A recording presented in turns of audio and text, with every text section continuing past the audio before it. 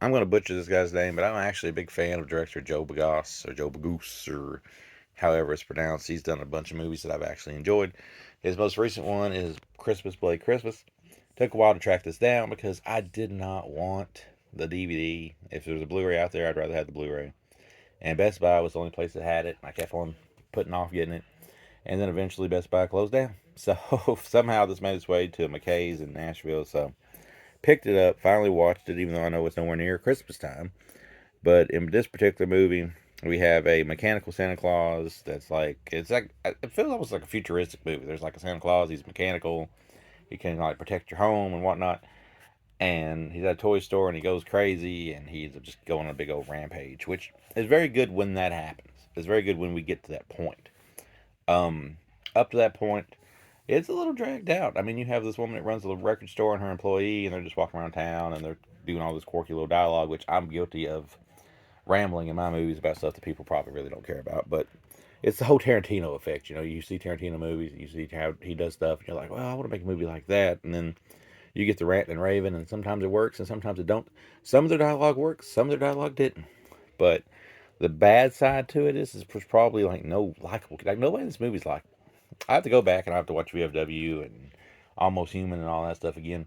But I feel like he's getting really, really good at making unlikable characters, which is okay, but it kind of hurts when you need somebody to root for, I guess.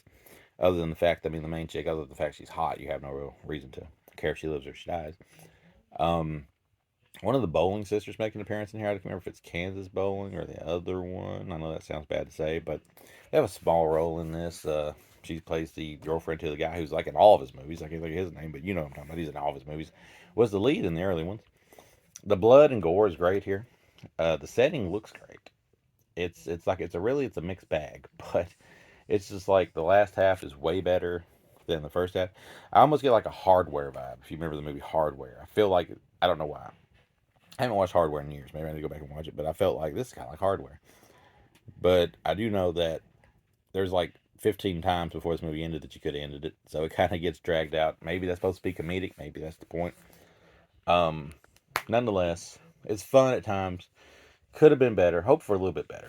But I still liked it enough to give it a 3 out of 5. Even though I would say it's probably not the best that he's done. But it is still better than 90% of what you will see out there. This particular version comes with a slipcase. That's on there pretty good. A little dinged up from the shelfware at the store, but there's your cover. This, of course, is a Shutter one. There's our leading lady right there. Behind the scenes, the SFX of Christmas Bloody Christmas and the cast of Christmas Bloody Christmas. There you go.